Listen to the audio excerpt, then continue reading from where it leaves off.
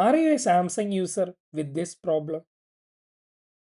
Whenever you get a WhatsApp call, it doesn't show up on screen when it is long. I will give you a step by step instruction on how to fix it. First of all, open your phone settings, scroll down and select apps. And then select the three dot menu icon on the top right side of your screen and select the special access option.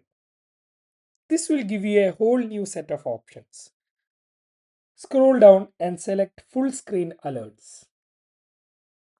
Find WhatsApp from the list of apps and turn the toggle button on.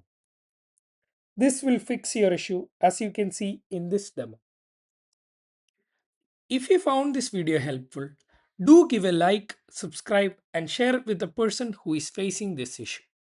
Thank you for watching.